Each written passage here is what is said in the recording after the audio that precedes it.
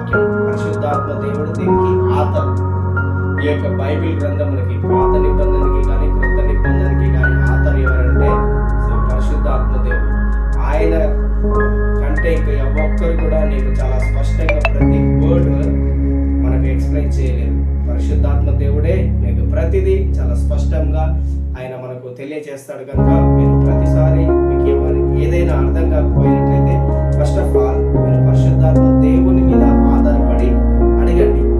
ఒకవేళ మీకు అప్పుడు అర్థం కాకపోయినట్లయితే ఆ తర్వాత వేరే వారిని సంప్రదించండి. కానీ ఫస్ట్ ప్రియారిటీ మాత్రము మన లైఫ్లో ఏ వచనంకైనా దేనికైనా పరిశుద్ధాత్మ మీద ఆధారపడడం మనం నేర్చుకోవాలని మీకు తెలియజేస్తున్నాను. ఈ సమయంలో ప్రకటన గ్రంథము 3వ అధ్యాయం 7వ వచనం నుంచి 13వ వచనం వరకు మనం చూసినట్లయితే అక్కడ ఫిలదెల్ఫియా సంఘం గురించి కొన్ని విషయములు అనేవి ఇక్కడ చాలా మంచి ఇంపార్టెంట్ విషయములు ఉంటాయి. జాగ్రత్తగా దేవుని యొక్క వాక్యం వినండి.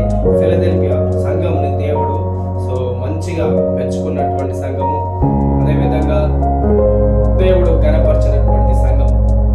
ఈ యొక్క సంఘము దేవుని యొక్క వాక్యం నిమిత్తమై ఏ విధంగా ఉన్నదో మనము చూద్దాము. దేవుని యొక్క వాక్యంలో ఈ విధంగా రాయబడి ఉన్నది. ఫిలదెల్ఫియాలో ఉన్న సంఘపు దూతకు ఇలాగూ రాయి. నేను ప్రతిసారి చెప్తున్నాను, ప్రతి సంఘములో ఉన్నటువంటి ఒక పెద్దకి దూతకి మాత్రమే ఈ యొక్క పత్రిక రాస్తూ వాళ్ళందరి గురించి చెప్తున్నాడు. అందుకనే ఇక్కడ ఫిలదెల్ఫియా సంఘానికి ఉన్నటువంటి దూత అంటే అక్కడ ఉన్నటువంటి పాస్టర్ కానీ అధ్యక్షుడు కానీ ఇంకా ఎవరైతే ఉన్నారో వాళ్ళకి అక్కడ ఉన్నటువంటి సంఘానికి రాస్తూ ఏమంటున్నాడంటే, దావీదు తాళపు చెవి కలిగి ఎవడును వేయలేకుండా తీయవాడును, ఎవడును తీయలేకుండా వేయవాడునైనా సత్య స్వరూపియకు పరిశుద్ధుడు చెప్పు సంగతులు. ఇక్కడ అథారిటీ, అధికారం చూపిస్తుంది. కీస్ ఏంటి? దేనికి? తాళపు చెవి దేనికంటే టు అన్లాక్, దేనినైనా తెరవటానికి. స్పిరిచువల్ గా నీ యొక్క జీవితంలో ఏదైనా ఓపెన్ కావాలన్న డోర్, అదేవిధంగా ఏ డోర్ అయినా క్లోజ్ కావాలన్నా ఎవరి చేతిలో లేదు. మనమందరం అనుకుంటాం సాతాను నా యొక్క ద్వారములని మూసివేసింది, నా జీవితంలో ఇంకా ఏ కార్యం జరగకుండా సాతాను ఏదో క్రియేట్ చేస్తుంది అనుకుంటాం. కానీ ఇక్కడ దేవుడు చెప్తున్నాడు, దావీదు తాళపు చెవి కలిగి ఆత్మ సంబంధమైన విషయముల గురించి చెప్తున్నాడు. ఏదైనా నీ జీవితంలో తెరవబడిందంటే అది దేవుని వలన మాత్రమే. ఏదైనా క్లోజ్ అయిందంటే అది దేవుని వలన మాత్రమే జరుగుతుంది, కానీ మరి ఎవరి వలన కూడా జరగదు అని చెబుతూ ఆయన ఏమంటున్నాడు, సత్య స్వరూపియకు పరిశుద్ధుడు. దేవుడు చెప్తున్నటువంటి మాటలు. దావీదు తాళపు చెవి నా యొద్ద ఉన్నది, ఎవ్వడు కూడా తీయలేడు, ఎవడు కూడా మోయలేడు. అదేవిధంగా దానిని ఆ యొక్క తాళపు చెవిని ఏ ఒక్కరు కూడా నా యొద్ద నుంచి దొంగలించలేరని కూడా దేవుడు చెప్తున్నాడు. ఆయన ఇక్కడ ఏమంటున్నాడు అంటే, నీ క్రియలను నేను ఎరుగుదును, నీకున్న శక్తి కొంచెమయ్యి ఉండెను, నీవు నా వాక్యమును గాయకొని నా నామమును ఎరుగనలేదు. ఇదిగో తలుపు నీ ఎదుట తీసి ఇచ్చి ఉన్నాను, దానిని ఎవడును వేయనేరడు. బ్యూటిఫుల్ వర్డ్స్, చాలా సింపుల్ గా చెప్తున్నాడు. ఏమంటున్నాడంటే, నీ యొక్క శక్తి కొద్దిగానే ఉన్నది, నీకున్నటువంటి శక్తి. ఈ లోకంలో చాలా మంది మేము చాలా శక్తివంతులం, చాలా బలవంతులం అని చెప్పిన వాళ్ళు పడిపోయినటువంటి వ్యక్తులు ఉన్నారు. సొలొమోను చాలా జ్ఞానము కలిగినటువంటి వ్యక్తి, తెలివిలో బలవంతుడు, అయినప్పటికీ కూడా ఆయన ఏమైపోయాడు? పడిపోయినాడు. అదేవిధంగా సంసోను బలము విషయంలో చాలా బలవంతుడు, అయినప్పటికీ కూడా అతడు ఏమైపోయినాడు? పడిపోయినటువంటి వ్యక్తిగానే మనం చూస్తున్నాం. అదేవిధంగా దావీదు దేవుని ప్రేమించే విషయంలో దేవుడు ఏమని సాక్ష్యం ఇచ్చిందంటే, ఇతడు నా యొక్క హృదయానుసారుడైనాడు అన్నాడు. అయినప్పటికీ దావీదు కూడా పాపంలో పడిపోయినటువంటి వ్యక్తి. కానీ ఇక్కడ ఈ ఫిలదెల్ఫియా సంఘంలో ఉన్నటువంటి విశ్వాసుని దేవుడు చూసి అంటున్నాడు, మీలో ఉన్నటువంటి శక్తి చాలా కొద్దిగానే ఉన్నది, చాలా తక్కువగానే ఉన్నది. మనం కూడా చాలా సార్లు అయ్యో ప్రభా నాకు శక్తి లేదు, నాకు బలము లేదు అని అనుకుంటున్నాం. కానీ శక్తి లేకపోయినా బలము లేకపోయినా నీలో ఏదైతే శక్తి ఉన్నదో ఆ శక్తితోటి ఇక్కడ ఏమంటున్నాడు, దేవుని యొక్క వాక్యముని మనం గాయకుంటున్నామా లేదా? నీకు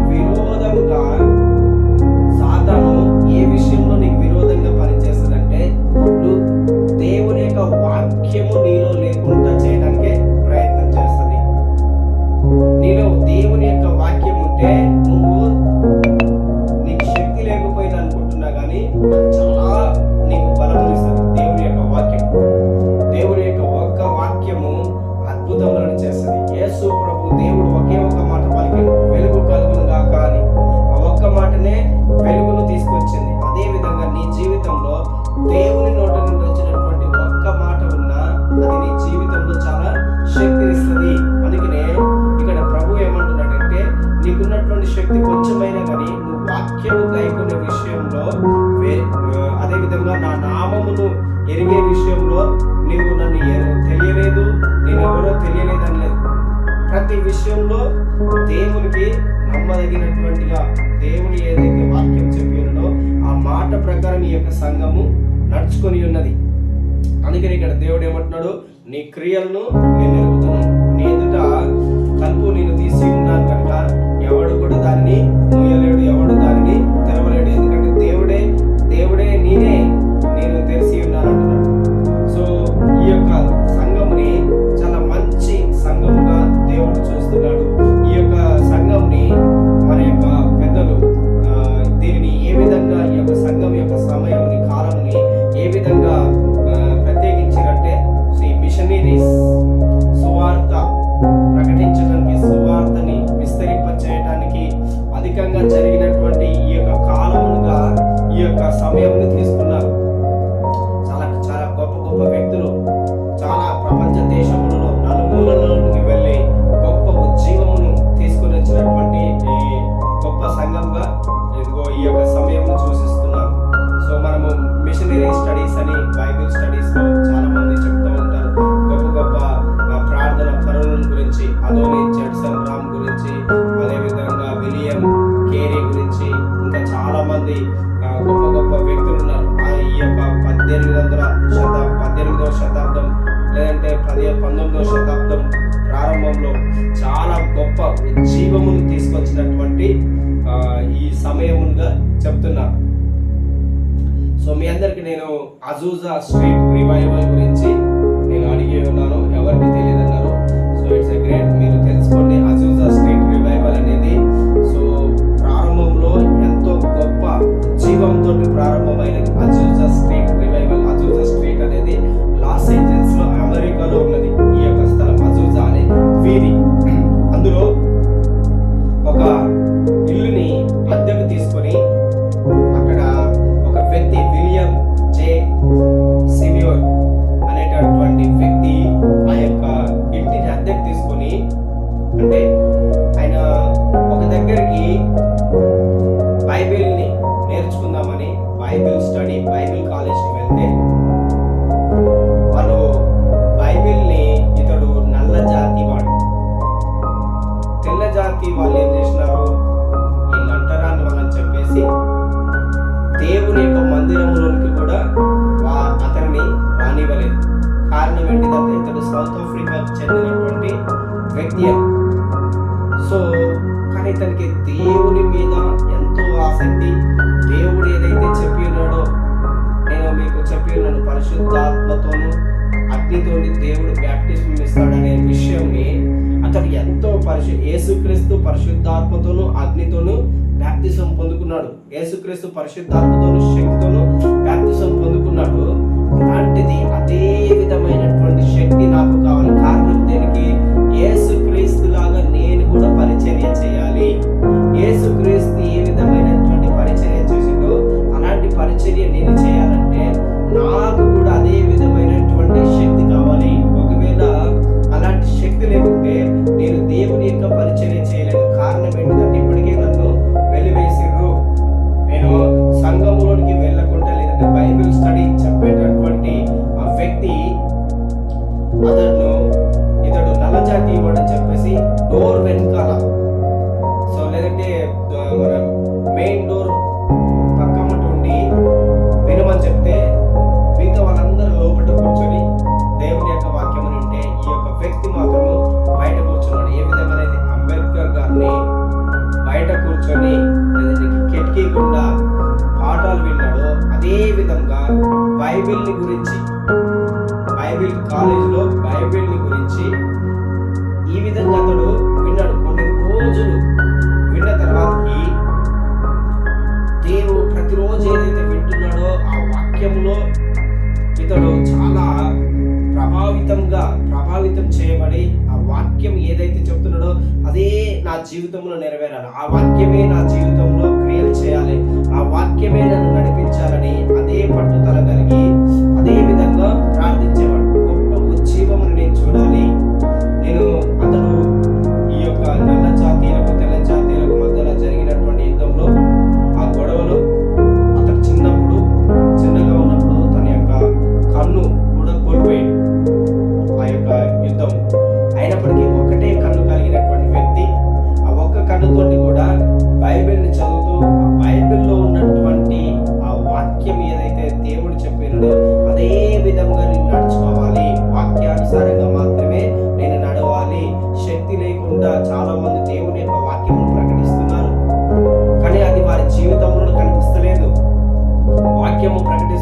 యేసుక్రీస్తు ఎక్కడికి వెళ్ళి వాక్యం ప్రకటించినా అక్కడ అద్భుతములు జరిగినాయి, సూచక్రియలు జరిగినాయి, మహత్కార్యములు జరిగినాయి, గొప్ప కార్యములు జరిగినాయి. ఈవెన్ అపోస్తులు కూడా వాళ్ళు ఎక్కడికి వెళ్ళినా అదే విధమైనటువంటి శక్తి కనిపించింది. కానీ నేటి దినముల్లో చాలా మంది ఏముంటారు, దేవుని యొక్క వాక్యం మాత్రం చెప్తున్నారు, కానీ ఏదైనా సమస్య వస్తే ప్రార్థన చేద్దాం, దేవుడు మనకు సహాయం చేస్తాడు అంటున్నాడు. కానీ సో ఇమ్మీడియట్ గా దేవుని యొక్క కార్యములు ఎక్కడ కూడా కనిపించడం లేదు.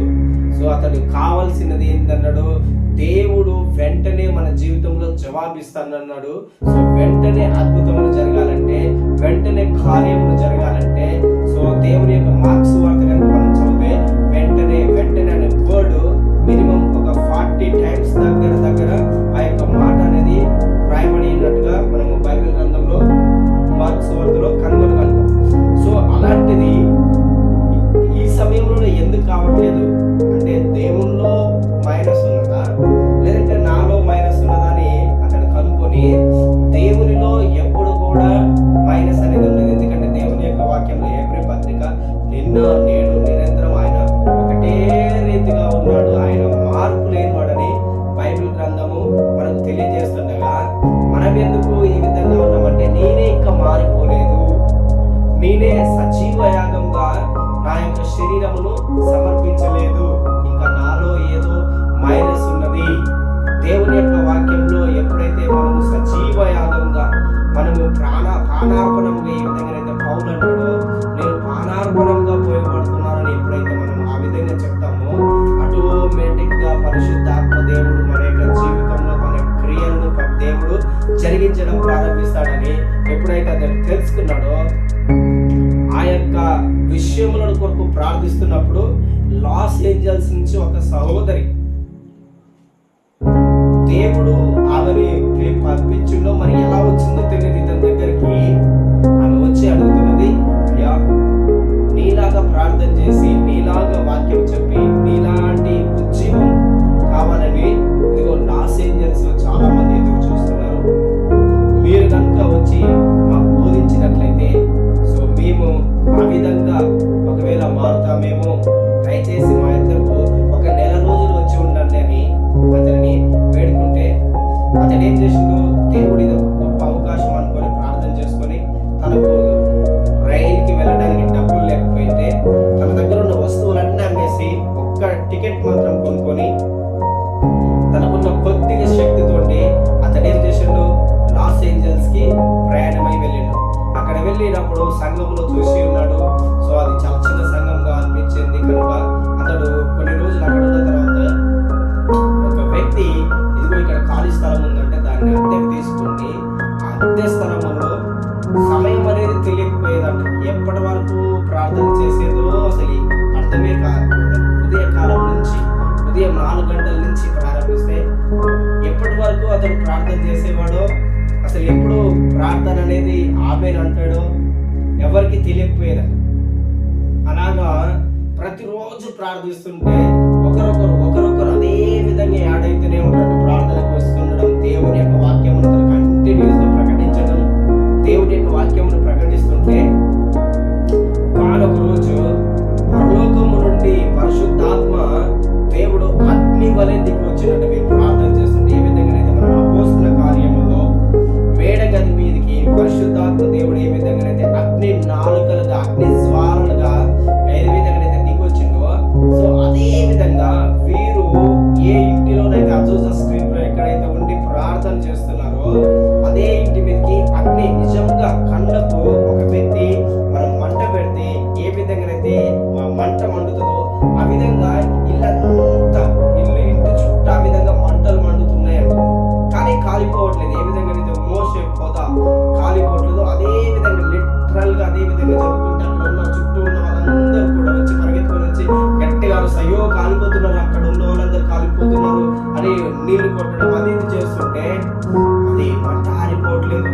అదే విధంగా శబ్దములు అధికంగా వస్తుంటే వాళ్ళు గట్టిగా బయట నుండి కేకలేసి అరిసినప్పుడు వారు ఎప్పుడైతే ప్రార్థన అయిపోయి బయటకు వచ్చి చూసేసరికి అదే అగ్ని వాళ్ళకు కూడా కనిపిస్తుంది. అదే విధమైన అగ్ని, అదే విధమైన పరిశుద్ధాత్మ శక్తి వాళ్ళు కూడా చూసి ఆశ్చర్యపోయినారు. వాళ్ళు అప్పుడు చెప్పి ఉన్నారు, ఇది మరొకటి కాదు, ఇది దేవుని యొక్క పరిశుద్ధ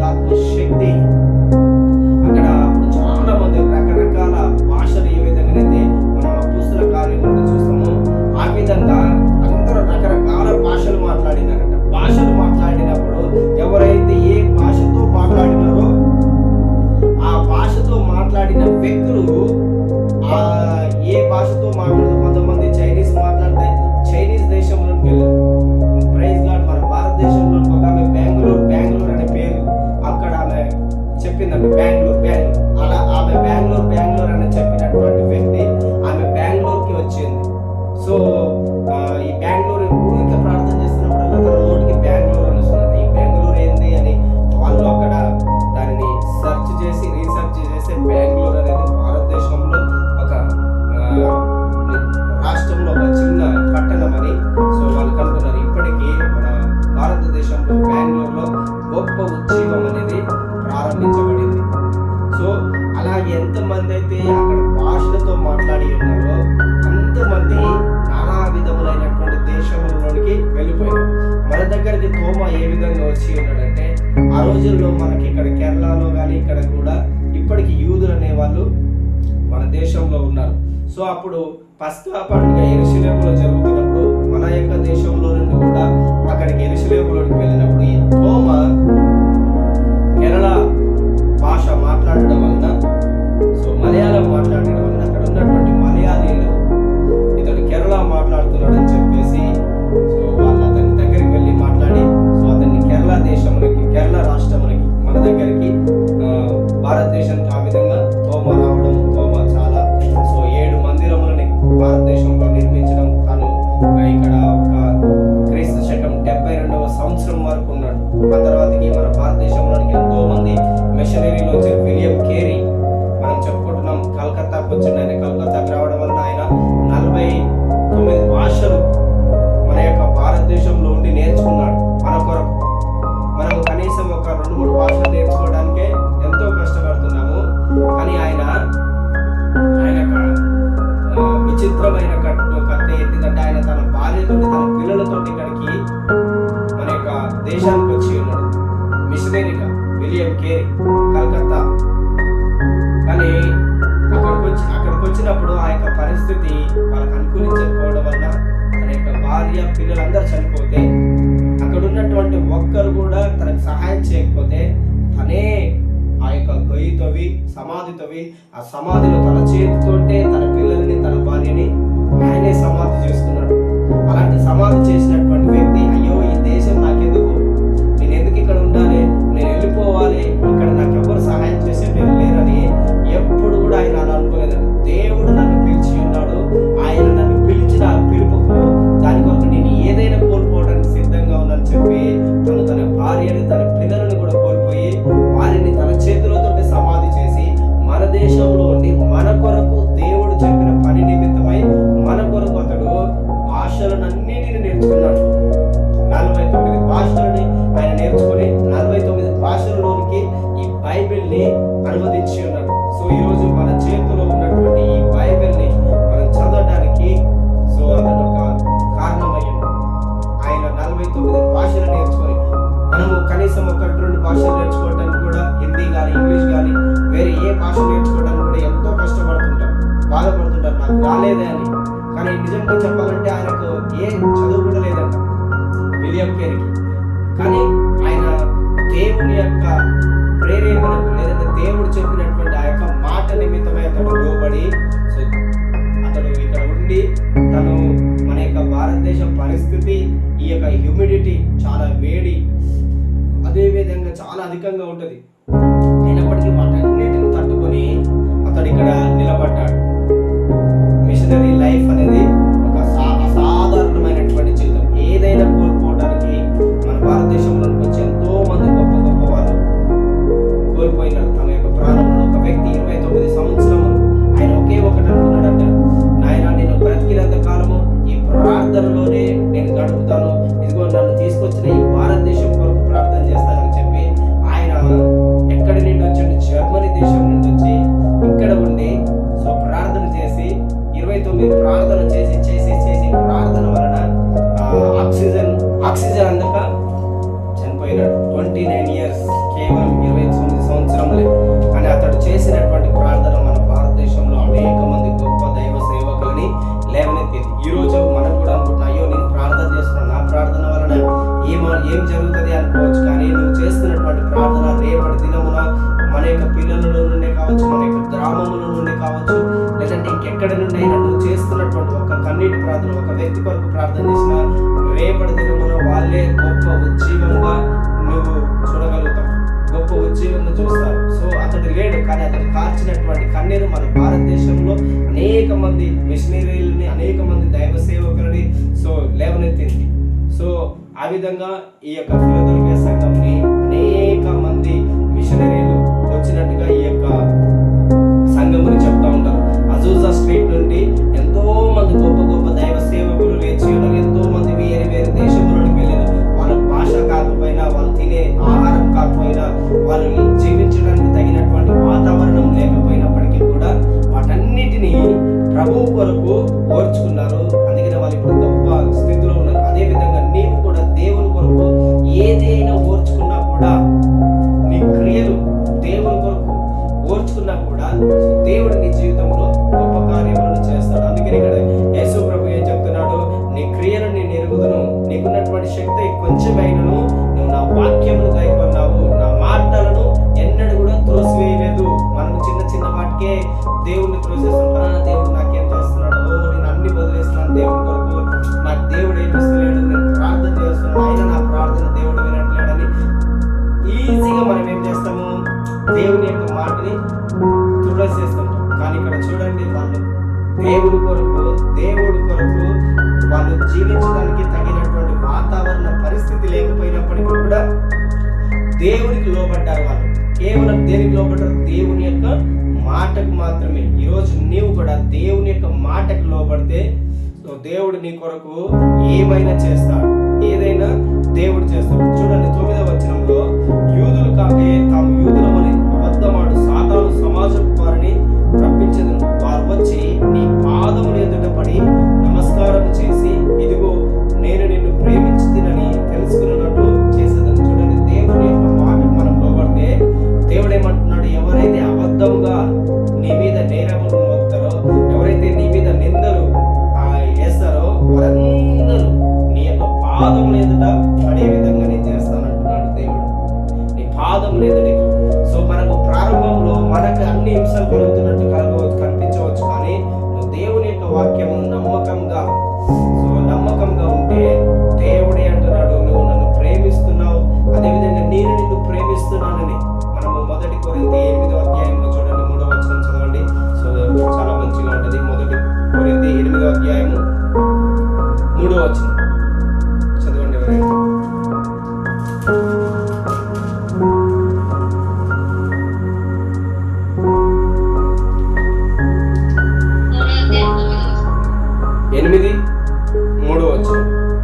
కొరింథీ 8వ అధ్యాయం 3వ వచనం.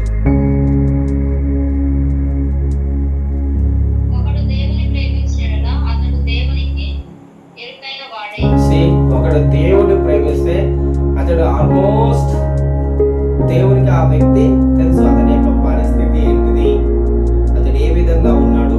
నువ్వు నిజంగా దేవుని ప్రేమిస్తే నీ యొక్క పరిస్థితి ఏంటిది, నీ యొక్క విశ్వాసం ఎంత ఉన్నది, నీ కష్టం ఏంటి, నీ దుఃఖం ఏంటి, నీ యొక్క ప్రజెంట్ సిచ్యువేషన్ ఏంటిదో ప్రతిదీ, ఎవ్రీ మైన్యూట్ డీటెయిల్స్, నీ యొక్క విశ్వాసం ఎంత, నీ యొక్క శక్తి ఎంత, నీ యొక్క బలం ఎంత, నిన్నెవరు బలహీనపరుస్తున్నారు, నిన్నెవరు హింసిస్తున్నారు, నిన్నెవరు శోధిస్తున్నారు. సో ప్రతిదీ కూడా ఆయన నీ గురించి తెలుసు అంటున్నాడు. ప్రతిదీ కూడా, ఎవ్రీథింగ్ నీ లైఫ్ లో నువ్వు ఏదైతే జయించలేకపోతున్నావో అది కూడా ఆయనకు తెలుసు అంటున్నాడు.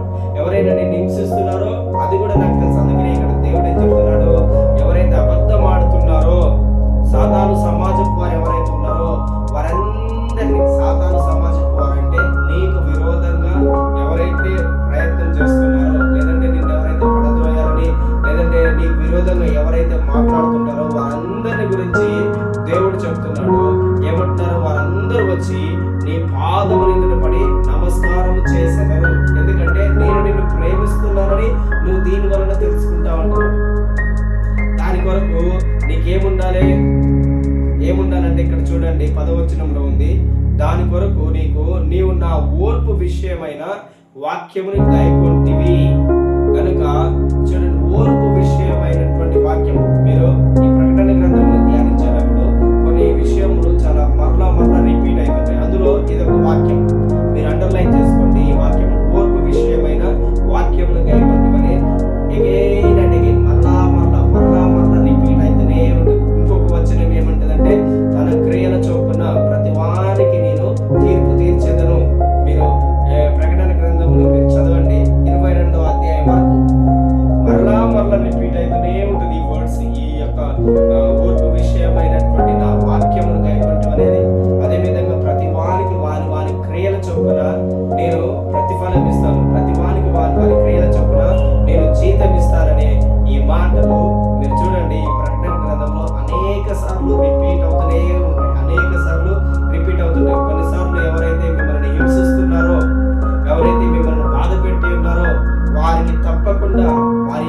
క్రియలను బట్టి నేను వారికి ప్రతిఫలం ఇస్తానన్నాడు. అదేవిధంగా నువ్వేదైతే ఓర్పు కలిగి ఉంటావో, సహనం కలిగి ఉంటావో, దేవుడు ఒక దగ్గర అంటాడు, పరిశుద్ధుల సహనము, పరిశుద్ధుల ఓర్పు దీనిలో కనబడుతుంటది అంటాడు. ఏ విషయంలో ఎవరైనా మిమ్మల్ని ఇప్పుడు ఎవరైనా మనల్ని హత్య చేస్తాను వచ్చినా, లేదంటే మనల్ని ఎవరైనా చంపేస్తాను వచ్చినా, సో ఆ విషయంలో నీ యొక్క ఓర్పు అనేది కనిపిస్తుందా లేదా చూస్తాడంట దేవుడు. అదేవిధంగా కొంతమంది మాటల చేత గాయపరుస్తుంటారు. ఇదే ప్రకటన గ్రంథంలో ఉంటుంది, మీరు జాగ్రత్తగా చదవండి. మాటల చేత ఎవరైనా మిమ్మల్ని హింసించినా, సో వారి యొక్క క్రియలను బట్టి కూడా నేను వారికి ప్రతిఫలం ఇస్తానంట. సో ప్రతి ఒక్కరికి వారి వారి క్రియలను బట్టి నేను ప్రతిఫలం ఇస్తానంట. అందుకని ఇక్కడ దేవుడు చాలా స్పష్టంగా ఏం చెప్తున్నాడు, నీవు నా ఓర్పు విషయమైన వాక్యమును గాయకొంటివి. ఓర్పు అనేది చాలా చాలా ఇంపార్టెంట్. మనం రోమీయులకు రాసిన పత్రిక 5వ అధ్యాయము 4వ వచనంలో చదివితే, అదేవిధంగా యాకోబు పత్రిక 1వ అధ్యాయమును మనం చదివినా, సో ఓర్పు ఎలా మనకు కలుగుతుంది, ఓర్పు ఎలా అనేది వస్తుంది అనేది అక్కడ మనకు ఉంటుంది. శ్రమ లేకుంటే, పరీక్ష లేకుంటే నీకు ఓర్పు అనేది రాదు, ఓపిక అనేది రాదు. చాలా ఇంపార్టెంట్.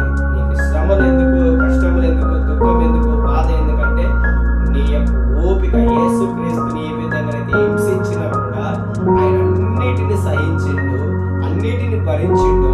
అదే విధంగా మనం క్రీస్తు యొక్క అడుగు జాడల్లో నడిచేవారం కనుక మనకు కూడా అదే విధమైన ఓపిక, అదే విధమైనటువంటి నిరీక్షణ మనకు కూడా ఉండాలని సో దేవుడు ఈ విధమైనటువంటి ఇబ్బందులను కలుగజేస్తాడు. అందుకని ఇక్కడ వాళ్ళకి ఉన్నటువంటి శక్తి కొంచెమైనది కూడా ఆ యొక్క ఓపిక కలిగి దేవుని యొక్క నామమును వాళ్ళు ఒప్పుకున్నారు, దేవుని యొక్క వాక్యమును వాళ్ళు ఒప్పుకుని వాళ్ళు దేవునిలో బలంగా ఉన్నారు. అదే విధంగా నీవు నేను కూడా అదే విధంగా ఉన్నట్లయితే సో దేవుడు ఇంకేమంటున్నాడు చూడండి, మన దేవుని యొక్క ఓర్పు విషయమైన వాక్యం కైకొంటే సో భూలోకమంతటి మీదకి రాబో శోధన కాలంలో దేవుడు నిన్ను తప్పకుండా కాపాడుతాడు. ఏలియా చూడండి, లోకమంతటి మీదకి కరువు వచ్చింది. అదే విధంగా దేవుడు చెప్తున్నాడు, లోకమంతటికి కూడా కరువు వస్తుంది, అదే విధంగా లోకమంతటికి కూడా శోధన వస్తుంది. ఏలియాని దేవుడు ఏం చేసిండు, కరువు సమయంలో కూడా ఆయనకు చికెన్ మటన్ తోటి దేవుడు పోషించిండు. అదే విధంగా నీవు దేవుని యొక్క ఓర్పు విషయంలో దేవుని యొక్క వాక్యమును గాయకుంటే నీకు కూడా దేవుడు అదే విధంగా పోషిస్తాడు. దేవుడు అదే విధంగా పోషిస్తాడు. నువ్వు ఏ దేశంలోకి వెళ్ళినా, ఏ గ్రామంలో ఉన్నా, ఏ పట్టణంలో ఉన్నా, ఎక్కడ ఉన్నా దేవుడు నిన్ను మర్చిపోడు. దేవుడు మర్చిపోడు. ఎప్పుడు దేవుడు మర్చిపోడు అంటే మనం దేవుని యొక్క శక్తి కొద్దిగా ఉన్న మనకు దేవుని యొక్క వాక్యమును మనము గైకొనాలి. నేటి దినములలో ఇప్పుడు రానున్న దినములు చాలా భయంకరమైనటువంటివి. సో మనకు 666 అనే ముద్ర వస్తుంది, క్రయ విక్రయం. ఎందుకంటే ఏఐ అంటే ఆర్టిఫిషియల్ ఇంటెలిజెంట్ అంటే ఏంటిదంటే నాశనకరమైనటువంటి హేయ వస్తువు అన్నమాట. ఇది దేవునికి విరుద్ధమైనటువంటి వస్తువు ఇదే. దీనికి అంత జ్ఞానం, ఆర్టిఫిషియల్ ఇంటెలిజెంట్ అంటే ఏంటిది, సమస్త జ్ఞానమును దీనికి అందిస్తారు. దీనికి అందించి దీనికి ప్రాణమును పోస్తున్నారు. బైబిల్లో మీరు చదవండి, దానికి 16వ అధ్యాయము 13వ అధ్యాయం మీరు చదవండి. సో దానికి ప్రాణము పోస్తారు ఆ నిషిద్ధమైన ఏ వస్తువుకి. సో వీళ్ళు ఈ ఆర్టిఫిషియల్ ఇంటెలిజెంట్కి ఏం చేస్తారు, సరే ప్రాణం పోయడం అంటే ఏంటిదంటే దానికి ఛార్జింగ్ అవన్నీ పెట్టి దానికి లైఫ్ చేంజ్ చేస్తారు. యాజ్ గా మనిషి ఉన్నట్టే ఉంటది, మనిషి మాట్లాడినట్టే మాట్లాడుతుంటది. ఇది ఏమైనటువంటి సో దానికి తగిన జ్ఞానం అంతా ఉంటది. గూగుల్లో మనం ఏది వెతికినా సో ఏ విధంగా అయితే నాలెడ్జ్ వస్తుందో అదే విధంగా దానికి సంపూర్ణ జ్ఞానము సో దాని యొక్క మైండ్ లో లేదంటే చిప్ లో పెడతారు. ఆ పెట్టేసి నీ గురించి అయినా, నా గురించి అయినా, ఎవరి గురించి అయినా చెప్తుంటది. ఏ అద్భుతమైన చేయడానికి సాతాన్ ఏం చేస్తుందంటే దానికి అధికారం ఇస్తుంది. సాతాన్ మనకి ప్రకటన గ్రంథంలో రానున్న రోజుల్లో మనకు అది తెలుస్తుంది. సో సాతానే దానికి ఏం చేస్తుంది, శక్తిని ఇస్తుందంట. దేని కొరకు, అద్భుతములను చేయడానికి, ఆశ్చర్యకార్యములను. దాని వలన చాలా మంది మోసపోతారు. అదే విధంగా క్రయ విక్రయములను కూడా జరగకుండా చేస్తారు. సో ఈ యొక్క ముద్ర నువ్వు వేసుకుంటేనే, లేదంటే ఇది నీకుంటేనే నువ్వు ట్రేడింగ్ చేయాలి, వ్యాపారం చేయాలి, ఏదైనా కొనుక్కోవాలి, ఏదైనా తినాలనేది చెప్తారు. అలాంటి సమయంలో నువ్వు దేవుడు నేను దేవుణ్ణే నమ్ముకున్నాను,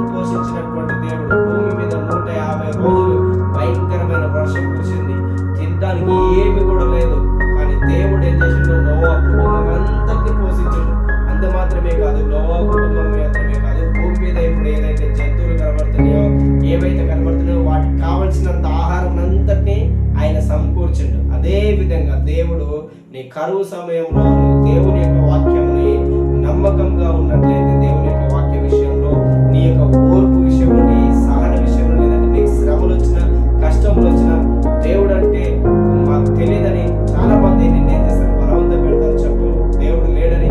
ఏ విధంగా అయితే మనం ఇక్కడ చూసి ఉన్నాం, నార్త్ ఇండియాలో ఏ విధంగా అయితే యేసుక్రీస్తు దేవుడు కాదని ఏ విధంగా అయితే హింసించినారో, అదే విధంగా ఒకవేళ మనల్ని కూడా హింసించిన మనము ధైర్యంగా యేసుక్రీస్తే దేవుడు అని చెప్పాలి. ఇక్కడ యోహాను కైసర్ ఎదుటనే రోమా చక్రంలో ఎదుటనే అతను చెప్పి ఉన్నాడు, యేసుక్రీస్తే నిజమైన దేవుడు, ఆయన సిలువ వేయబడి ఉన్నాడు, ఆయన పునరుద్ధానం అయినాడని. సో అతడు కంఠపాఠంగా చెప్పి ఉన్నాడు. అందుకని అతను తీసుకెళ్లి అక్కడ పద్మాసు దీపంలో వేసాడు. అదే విధంగా నిన్ను తీసుకెళ్లి, నన్ను తీసుకెళ్లి వేసినా మనం కూడా అదే విధంగా ఇర్మియాని ఏం చేసినాడు, దేవుడి గురించి ప్రకటించినందుకు, రాబోయే ఉగ్రతను ప్రకటించినందుకు అతన్ని తీసుకెళ్లి ఒక ఆ రోజులలో ఉన్నటువంటి విధానం ప్రకారం భూమి లోపట్ల చాలా క్రింది భాగములలో ఆ ఒక మడుగు అనేది ఉంటది. అక్కడ అన్ని రకరకాల పురుగులు ఉంటాయి. ఆ అందులో తీసుకెళ్లి అతన్ని దింపి ఆ మడుగులో అతని కాళ్ళు దిగబడిపోయి ఉంటాయి. ఆ దిగబడిపోయినా కూడా ఆ ఇర్మియా, నేను దేవుడి యొక్క వాక్యమును ప్రకటించకుండా నేను ఉండలేను, దేవుడు ఏదైతే చెప్పిండో అదే నేను చెప్తాను, మనుషులను నేను సంతోషపరచడానికి నేను దేవుని యొక్క వాక్యమును చెప్పను, నా దేవుడు ఏదైతే చెప్తుండో అదే చెప్తానని చెప్పినందుకు అక్కడ ఉన్నటువంటి రాజులు ఏం చేశాడు, అతనిని నీటి మడుగులోనికి, చాలా లోతుగా ఉన్నటువంటి ఆ భూమిలోని దింపితే అక్కడ కొన్ని రోజులు ఉన్నాడు. అతనికి రోజుకు ఒక ఎండిపోయినటువంటి రొట్టె ఇస్తే ఆ రొట్టె తినేవాడు. కానీ కొన్ని రోజులైన తర్వాతకి దేవుడు అతన్ని జ్ఞాపకం చేసి మరలా అతన్ని ఆ యొక్క నీటి మడుగులో నుండి, లేదంటే ఆ బురద గుంటలో నుండి అతన్ని పైకి తీసి, చూడండి, దేవుని నామం ఎంతో మంది శ్రమలను అనుభవించి ఉన్నారు కనుక వారందరి జీవితంలో దేవుడు మేలు చేసి ఉన్నాడు. అందుకనే దేవుడు ఏమంటున్నాడు, నువ్వు నా వాక్యమును గాయకుంటే, ఇట్ ఈస్ ఇంపార్టెంట్, అండర్లైన్ 2 సార్లు వచ్చింది ఇక్కడ. 8వ అధ్యాయం 8వ వచనంలో నువ్వు నా వాక్యమును గాయకున్నావు, 9, 10వ వచనంలో కూడా నువ్వు నా వాక్యమును గాయకుంటివి, వాక్యమును గాయకుంటివి. దేవుని యొక్క వాక్య ప్రకారం నడుచుకోవాలి. నేను ఇంతకుముందు చెప్పినటువంటి విలియం జే సిమియోన్ వాక్య ప్రకారమే నడుచుకోవాలి. వాక్యం ఏదైతే చెప్తున్నదో పరిశుద్ధాత్మ శక్తిని కలిగి ఉండాలి. ఆ యొక్క ఏదైతే ఆ యొక్క ఆసక్తి, ఏదైతే ఆ యొక్క ఆసక్తి ఉన్నదో ఆసక్తిని బట్టి అతను తన జీవితంలో ఆ యొక్క శక్తిని చూసి ఉన్నాడు. అదే విధంగా నీవు నేను దేవుని యొక్క వాక్యం ఏదైతే చెప్తుందో ఆ విషయంలో మనకు ఆసక్తి ఉన్నట్లయితే తప్పకుండా దేవుడు నిన్ను ఆ విషయంలో హెచ్చిస్తాడు. నీకు ఏ విషయం అయితే అర్థమవుతున్నదో వాక్యంలో నుండి, నువ్వు చదివినప్పుడు ఏ వాక్యం అయితే నువ్వు అర్థం చేసుకుంటున్నావో ఆ వాక్య ప్రకారం నువ్వు నడుచుకోవాలి. అది నా జీవితంలో మేనిఫెస్ట్ కావాలి, అది నా జీవితంలో కనబడాలని మనం ఏ విధంగా అయితే అనుకుంటూ ప్రార్థన చేస్తామో అదే విధంగా నీ జీవితంలో మేనిఫెస్ట్ అయింది. వాక్యమును గైకొన్నారు కనుకనే వాళ్ళ ఓర్పు వచ్చింది. వాక్యం గైకొన్నారు కనుకనే వాళ్ళ ఎదుట సో అబద్ధికులు అందరూ వారి యొక్క పాదములు పడ్డారు. వాళ్ళు దేవుని యొక్క వాక్యమును గైకొన్నారు కనుకనే సో కరువులో భూలోకమంతటి మీదకి వచ్చినటువంటి శ్రమల కాలంలో, కరువు కాలంలో దేవుడు వారిని పోషించి సంరక్షించినటువంటి దేవుడు.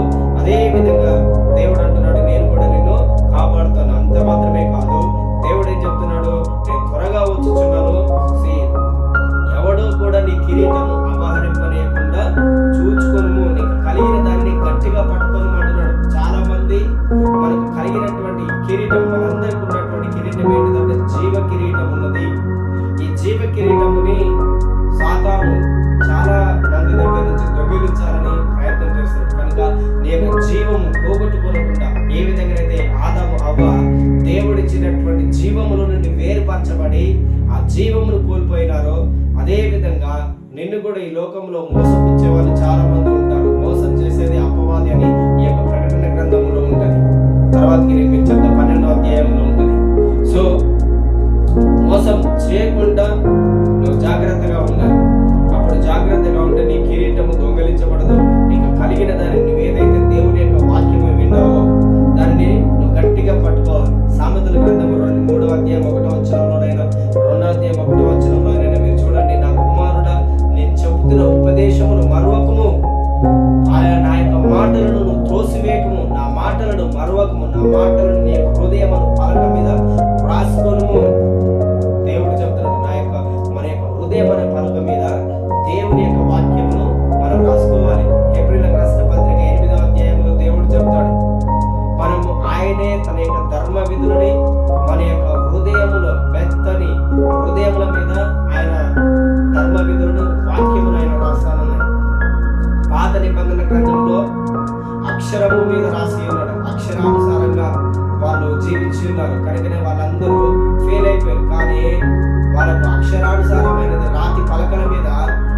వ్యక్తి హృదయం మీద రాసి ఉన్నాడు. అందువలన చాలా మంది అక్కడ నశించిపోయినట్టు మనం చూస్తాం. కానీ నేటి దినములలో దేవుడు మనతో చేసినటువంటి నిబంధన ఏంటిదంటే, నీ యొక్క హృదయం అనే పలక మీద, నీ హృదయములో దేవుడు తన యొక్క వాక్యమును ఆయన రాసి ఉన్నాడు. హృదయము మన యొక్క ఆత్మకు దేవాలయమై ఉన్నది కనుక, సో దేవుడు నీ యొక్క హృదయంలో ఉన్నాడు కనుక, ఆయన నీ యొక్క హృదయంలో నివాసం చేస్తున్నాడు కనుక, సో దేవుడే తన యొక్క ధర్మమును, తన యొక్క వాక్యముని సో మన యొక్క హృదయములలో రాసి ఉన్నాడు కనుక, ఆయనే మనల్ని నడిపించేవాడై ఉన్నాడు కనుక, ఏ ఒక్కరు కూడా నువ్వు దేవుని ఎదుటి నుంచి నడిపించబడకుండా, ఏ ఒక్కరు నీ యొక్క కిరీటం అపహరింపకుండా నీకు కలిగిన దాన్ని దేవుడు ఏం చేయబడుతున్నాడు, గట్టిగా పట్టుకుంటే నీవు జయించే వ్యక్తిగా ఉంటావు. అంత మాత్రమే కాదు, దేవుని యొక్క ఆలయంలో ఒక స్తంభంగా ఉంటా ఉంటున్నాడు. అంత మాత్రమే కాదు, దేవుడు నీకు పరలోకములో నుండి, దేవుని ఎదురు నుండి దిగి వచ్చిన నూతనమైన యెరూషలేమును, నా దేవుని పట్టణపు పేరును, నా క్రొత్త పేరును సో దేవుడు మనందరికీ రాసేతలు ఇస్తానంటూ దేవుడు మనందరికీ క్రొత్త పేరు, సో ఆ క్రొత్త పేరును నువ్వు కలిగి ఉండాలి. ఆ క్రొత్త పేరును సంపాదించుకోవడానికి మనము ప్రయాసపడాలి. సో మనం ఆ విధంగా ఉండాలంటే దేవుని యొక్క వాక్య ప్రకారం నడవాలి. ఈ యొక్క ఫిలదెల్ఫియా సంఘం వారు చూడండి, వాళ్ళకు ఉన్నటువంటి శక్తి కొంచెమైనది కానీ వాళ్ళు ఏ విధంగా జీవించగలిగి ఉన్నారు. అదే విధంగా మిషనరీలు చూడండి, వాళ్ళ దగ్గర ఏం లేకపోయినా కూడా ఇదిగో ఇక్కడికి వచ్చింది. మదర్ తెరీసాని చూడండి, ఆమెకి ఏమీ లేదు కానీ ఇక్కడికి వచ్చి ఎంత సేవ చేసినందుకు దేవుడు ఆమెకి ఎన్నో ఘనతలను ఇచ్చి ఉన్నాడు. ఆమె ఏం కోరుకోలేదు, ఘనత కోరుకోలేదు, కానీ దేవుడే ఆమెను హెచ్చించి ఉన్నాడు నేటికి. సో ఆమె పేరు మీద అనేకమైన పనులు దేవుడు జరిగిస్తున్నాడు. అందుకనే మనము కూడా దేవుడు ఏదైతే పని చెప్తాడో ఆమె ఒకే ఒకటి, ప్రేమ కరుణ అనే పని ఆమె ప్రారంభించింది. ఇట్స్ ఏ హెల్పింగ్ మినిస్ట్రీ, సహాయ పరిచర్య. చాలా గ్రేట్ పరిచర్య. మనమందరం కూడా అలాంటి పరిచర్యలో మనం కూడా ఉండాలని సో ప్రభునామములో మీ అందరికీ నేను తెలియజేస్తున్నాను. సో చాలా మంది సో ఆ సమయంలో గొప్ప గొప్ప వ్యక్తులు పరిచర్య ప్రారంభంలో గొప్ప వ్యక్తులు ఏం కాదు, ప్రారంభంలో మనలాంటి సాధారణమైన సామాన్యమైన వ్యక్తులే, కానీ వారు ఎవరి కాలంలో దేవుని యొక్క వాక్యమును విని, సో దేవుని యొక్క వాక్యమును ఉండేది ఎవరి కాలంలో దేవుడు నరుడు దేవుని కాడి మోయట అతనికి మేలు. సో ఆ వాక్యమును పట్టుకుని చాలా మంది సో నేను దేవుని కాడి మోయటానికి వచ్చి ఉన్నాడు, దేవుడు నన్ను సో దానికంటే ముఖ్యంగా ప్రత్యేకంగా దేవుడు నిన్ను దేని కొరకు పిలిచి ఉన్నాడు అనేది అది నువ్వు తెలుసుకోవాలి. అది important. What purpose, what is your calling, నీ పిలుపు ఏంటిది, నీ యొక్క ఉద్దేశం ఏంటిది, దేవుడు నీ నుండి ఏం ఆశిస్తున్నాడు అది తెలుసుకోవాలి. అది తెలుసుకొని దేవుడు ఏదైతే చెప్పాడో ఆ పని చేసినప్పుడు నువ్వు వర్ధిల్లుతావు, హెచ్చింపబడతావు. సో ఇప్పుడు ప్రారంభంలో ఏది కూడా నీకు సంతోషకరంగా కనబడకపోవచ్చు, అంత నీకు వ్యతిరేకంగా కనబడవచ్చు. సో అయినప్పటికీ నువ్వు దేవుని ఎదుట నమ్మకంగా ఉన్నప్పుడే దేవుడు నిన్ను హెచ్చిస్తాడు. ఈ రోజు మనం వాళ్ళని జ్ఞాపకం చేసుకుంటున్నామంటే వాళ్ళ ప్రారంభంలో అన్ని రకములైనటువంటి సుఖ సంతోషాలు వాళ్ళకి లేవు. ప్రారంభంలో అందరూ కష్టపడ్డారు, కానీ వారి యొక్క కష్టమును బట్టి దేవుడు వారిని దీవించి వర్ధిల చేసి ఫలింపచేసి, అదే విధంగా మనల్ని కూడా దేవుడు ఏం చేస్తాడంటే దీవిస్తాడు, ఫలింపజేస్తాడు, వర్ధిల చేస్తాడు. ఇప్పుడు నీ యొక్క పరిచర్య లేదా మనం చేస్తున్నటువంటి పని ఏదైనా కొద్దిగా ఉన్నా అది తుదకు మహాభివృద్ధి చెందుతుందని దేవుని యొక్క వాక్యంలో ఉంది. మనం ఏదైతే చేస్తున్నామో దానిని నమ్మకంగా యథార్థంగా దేవుని యొక్క వాక్యం కైకొని మనం చేస్తే అన్ని విషయములలో మనం వర్ధిల్లుతాం. దేవుడు మెచ్చుకున్నటువంటి సంఘంలో ఫిలదెల్ఫియా సంఘం ఒకటి చాలా మంచి. దేవుడు ఈ సంఘముని తిట్టలేదు, దేవుడు ఈ సంఘముని తృణీకరించలేదు, దేవుడు ఈ సంఘముని మెచ్చుకున్నాడు, దేవుడి యొక్క సంఘముని హెచ్చరించాడు. కారణము నా యొక్క వాక్యమును గైకొన్నావు, నా యొక్క మాటలని నువ్వు గైకొన్నావు. It's important. 2 సార్లు ఈ మాట ప్రభు చెప్పినది, నా మాటని నా వాక్యమును గైకొన్నావు. సో దేవుడు నిన్ను చూసినప్పుడు కూడా అదే విధమైన సాక్ష్యము దేవుడు నిన్ను గురించి కూడా చెప్పే విధంగా నువ్వు నా మాట విన్నావు, నువ్వు నా మాట విన్నావు. సో ఇది ఎంత ముఖ్యమైనది. దేవుని మాట వినకుండా ఉంటే అది దేనితో సమానం అంటే మొదటి సమయం 15:29 ఉంటుంది. అది తిరుగుబాటుతో సమానం, శోధ చెప్పుట అనే దానితో సమానం. ఇంకొకటి ఏంటిదంటే దేవుని యొక్క మాట వినకపోవడం అంటే మంత్రక్రియలు చేయటంతో సమానమని దేవుని యొక్క వాక్యంలో ఉంటుంది. సోర్సర్ అని ఉంటుంది. ఎవరు మెజిషియన్ ఎవరంటే దేవుని యొక్క క్రియలకు విరోధమైనటువంటి వ్యక్తి. చాలా సంపూర్ణంగా చెప్తాడు.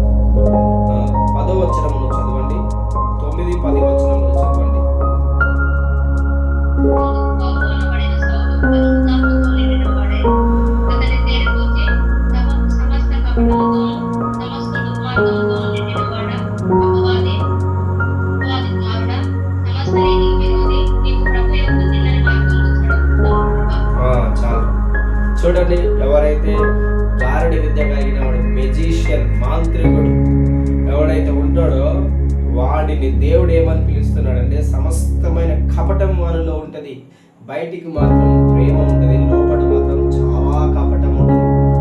Very very dangerous. వీళ్ళు పాము కంటే డేంజర్ అని దేవుని యొక్క వాక్యంలో ఉంది. అందుకనే సమస్తమైన కపటంతో, సమస్తమైన దుర్మార్గముతో, దేవుని యొక్క మాట ఎవడైతే వినట్లేడో, దేవుని యొక్క మాటకు విరుద్ధంగా ఎవడైతే నడుస్తున్నాడో వాడు వీడన్నమాట. ఏమంటున్నాడు? వాడు కపటం ఉంటది వాళ్ళలో, బయటికి ప్రేమ నటిస్తున్నాడు, లోపల మాత్రం కపటము. అదేవిధంగా దుర్మార్గత ఉంటది, దుర్మార్గంతో నిండినవాడు. అదేవిధంగా అపవాది కుమారుడు వాడు, సమస్త నీతికి విరోధి, దేవుని యొక్క సమస్తమైన నీతికి అతడు విరోధిగా ప్రవర్తిస్తూ ఉంటాడు. ఇంకేమంటున్నాడు? దేవుని యొక్క తిన్నని మార్గములను చెడగొట్టేటటువంటి వ్యక్తి, దేవుని యొక్క మార్గములను చెరిపేసేటటువంటి వ్యక్తి, దేవుని మార్గంలో నడవనీయకుండా, లేదంటే దేవుని యొక్క చిత్తమును జరగనీయకుండా, దేవుని యొక్క పని జరగనీయకుండా ఒక వ్యక్తిలో అతని యొక్క ఆలోచనలన్నిటిని భ్రష్టు పట్టిస్తుంటాడు అన్నమాట. తప్పు త్రోవలలో నడిపిస్తుంటాడు. ఒక వ్యక్తిని మ్యానిపులేట్ చేస్తుంటాడు, తప్పు త్రోవలలో నడిచే విధంగా చేస్తుంటాడు. అరే, నిన్నటి వరకు ఒక వ్యక్తి నార్మల్ గా ఉన్నటువంటి సడన్ గా అతడు భ్రష్టత్వంలోకి వెళ్ళిపోతున్నాడు. సడన్ గా అతని యొక్క ఆలోచనలలో మార్పు వస్తుంటుంది, సడన్ గా అతని యొక్క బిహేవియర్ లో మార్పు వస్తుంటుంది, సడన్ గా అతని యొక్క శరీరంలో మార్పు వస్తుంది. కారణం ఏంటిదంటే, ఒక వ్యక్తి ఒక దురాత్మని అతనికి పంపించడం వలన అతను ఏమైపోతున్నాడు? దేవుని యొక్క మార్గములను అతడు చెడు, అతని యొక్క మైండ్ ని మ్యానిపులేట్ చేస్తున్నాడు. ఆ వ్యక్తి మైండ్ చెడి కొడుతున్నాడు. Very dangerous. అందుకని మాట, దేవుని యొక్క మాట వినకుండా ఏ వ్యక్తి అయితే ఉంటాడో అతడు ఒక చేతబడి చేసేటటువంటి వ్యక్తితో సమానం. అంటే కొందరేమో చేతబడి అనగానే 2 టైప్స్ ఉంటాయండి. ఏమంటే ప్రతిదానికి మాంత్రికులే మనకు చేతబడి చేస్తున్నారు అనుకో. ఒక మాంత్రికుడు చేతబడి చేసిందనుకో, అది మన యొక్క శరీరంలో, మన యొక్క మనస్సు మీద కనిపిస్తుంటుంది. అతని యొక్క ప్రవర్తన ఇంత ముందుకు ఉన్న దానికంటే వ్యతిరేకంగా, ఇది వేరే వాళ్ళు చేసేటటువంటి చేతబడి. అదేవిధంగా తనకు తానే చేసుకునేటటువంటి చేతబడి ఏంటిదంటే, దేవుని యొక్క వాక్యం వినకుండా, దేవునికి లోబడకుండా. అంటే ఇప్పుడు క్రైస్తవులైనటువంటి వ్యక్తులు ఉంటారు చాలా మంది, వాళ్ళకు వాళ్ళే చేతబడి చేసుకుంటారు అన్నమాట. అంటే దేవుని యొక్క మాట వినకుండా ప్రవర్తిస్తుంటారు. అంటే వారికి ఎలాంటి అనారోగ్యములు కానీ, వాళ్ళకి ఎలాంటి ఏంటిది దయ్యములు కానీ, ఎలాంటి నొప్పులు కానీ, శరీర సంబంధమైనటువంటి ఏ అనారోగ్యములు ఉండవు. కానీ వారి యొక్క ప్రవర్తననే మనకు కోపం తెప్పించేదిగా ఉంటుంది. మన యొక్క ప్రవర్తన, వాళ్ళ యొక్క ప్రవర్తన చూస్తే ఇంత ముందుకున్న దానికంటే చాలా డిఫరెంట్ గా ఉంటుంది అన్నమాట. అది తనకు తాను చేసుకునేటటువంటి చేతబడి. ఇది ఈ యొక్క చేతబడి నుండి చాలా సులభంగా బయటికి రావచ్చు. కానీ ఒక మాంత్రికుడు చేసినటువంటి చేతబడి నుండి బయటికి రావాలంటే అది చాలా కష్టమైనటువంటి పని. దాని కొరకు పరిశుద్ధాత్మ శక్తి మనలో ఉంటేనే. ఇక్కడ చూడండి, పౌలు పరిశుద్ధాత్మతో నింపబడిన వాడే. అతను చూసి ఏమంటున్నాడు? సో ప్రభు తన చెయ్యి నీ మీద ఎత్తి ఉన్నాడు, నువ్వు కొంతకాలం గుడ్డివాడవై. పరిశుద్ధాత్మ దేవుని యొక్క శక్తి లేకుంటే సో మాంత్రికులతో కానీ, ఏ దయ్యములతో కానీ, ఏ దుష్టులతో కూడా మనము పోరాడలేము. అది చాలా డేంజర్, చాలా భయంకరము. అందుకనే పరిశుద్ధాత్మ శక్తిని మనము కలిగి ఉండాలి. అందుకనే ఆ రోజుల్లో మిషనరీలు పరిశుద్ధాత్మతో శక్తితో వచ్చి మన భారతదేశంలో అప్పటికే చాలా మంది మాంత్రిక విద్యను అభ్యసించిన వాళ్ళు ఉన్నారు. అదేవిధంగా విగ్రహారాధన కార్యక్రమంలో జరిగించే వాళ్ళు చాలా అధికంగా ఉన్నారు.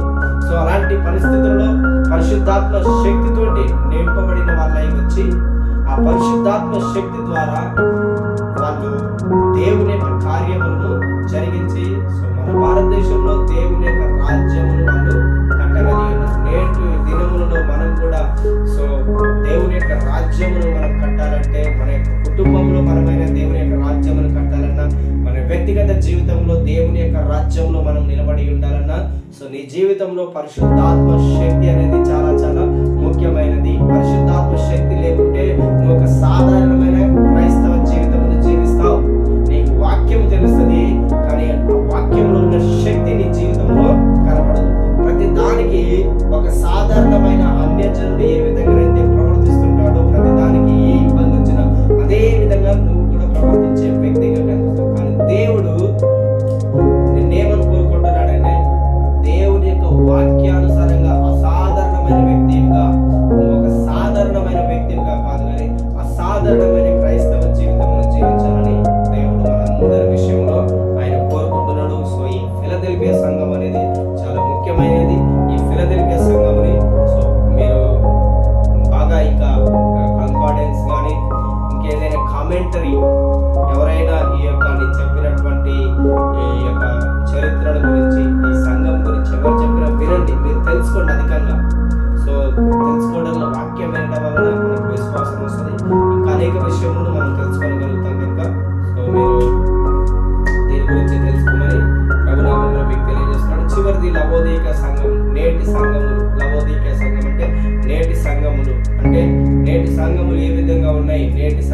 ఏ విధంగా ఉన్నాయి అనే దానికి వీళ్ళు ప్రజెంట్ ఈ యొక్క లవోదిక సంఘముని అప్పుడు ఉన్నటువంటి అప్పుడు ఎవరైతే కాలములుగా విభజించి ఉన్నారో ఆ థియాలజియన్స్ చెప్పినటువంటి విషయములు ఏమంటున్నారు వాళ్ళు?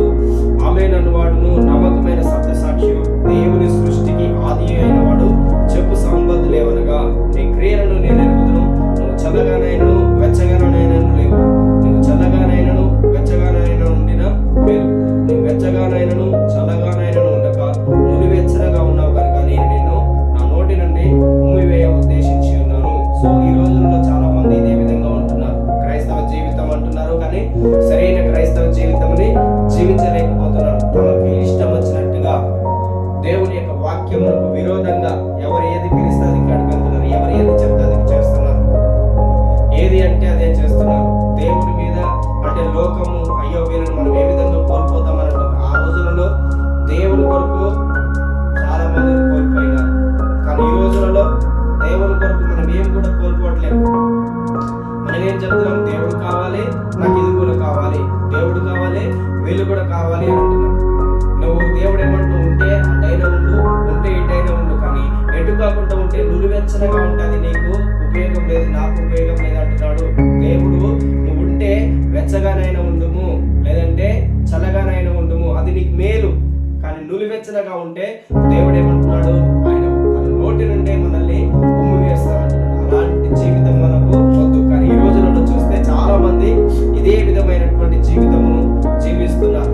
దేవుడు ఏమంటున్నాడు ఇక్కడ కింద వచనంలో మీరు చదవండి. సో నేను ధనవంతుడును, నేను ధనవృద్ధి చేసుకుంటున్నాను, నాకు వస్త్రములు అన్ని రకములైనటువంటి ఉన్నాయని చెప్తున్నాడు. కానీ దేవుడు ఏమంటున్నాడు? అయ్యా నువ్వు దరిద్రుడవే, నువ్వు ఈ లోకంలో ధనవంతుడు కావచ్చు కానీ పరలోకంలో నువ్వు చాలా పేదవాడివి, దరిద్రుడివి. లాజరు మనకు ధనవంతుడు కలిసి ఈ లోకంలో ధనవంతుడు చాలా ధనవంతుడుగా ఉన్నాడు, కానీ చనిపోయిన తర్వాతకి నరకంలో పేద జీవితమును, కనీసం మంచినీళ్ళు కూడా లేనటువంటి జీవితమును అతడు నరకయాతనను అనుభవిస్తున్నాడు. కానీ ఇక్కడ లాజర్ను చూసినట్లయితే అతడు ఈ భూమి మీద ఏమి లేని భిక్షగాడుగా ఉన్నాడు, అడుక్కొని తినేవాడుగా ఉన్నాడు. కానీ పరలోకంలో మాత్రం అబ్రహాము రొమ్మున దేవుని యొక్క కుడి పార్శ్వమున అతడు ఆసీనుడై ఉన్నాడు. అందుకనే ఈ లోకంలో ధనవంతులైనటువంటి వ్యక్తులు పరలోకములో పేదవాళ్ళని చెప్తున్నాడు.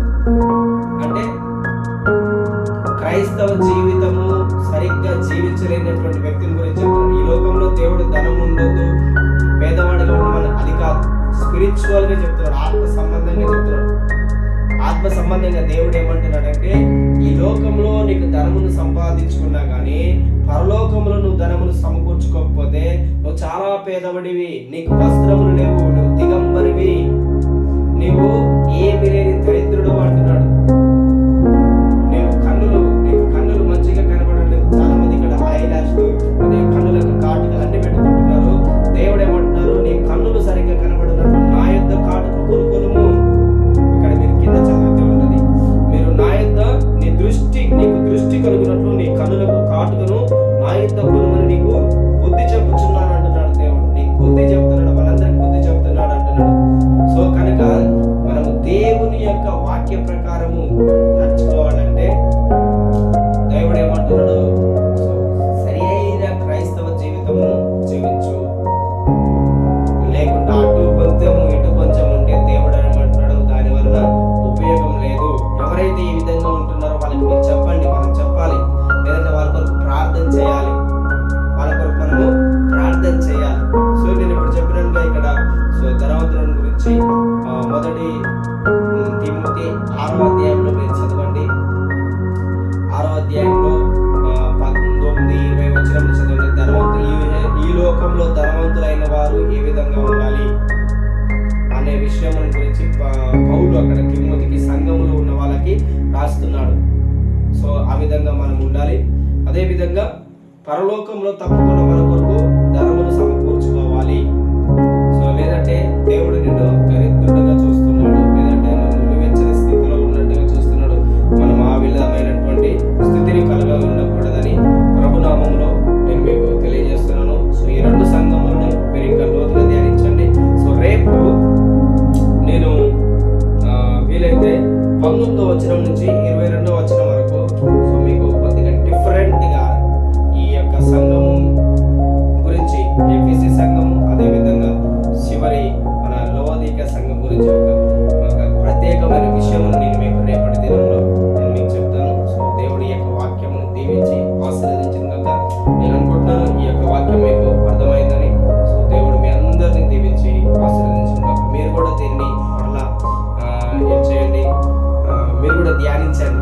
మీరు కూడా ఇంకా ఎవరైనా వీటిని గురించి దేవుని యొక్క వాక్యం చెప్తే వినండి, తెలుసుకొని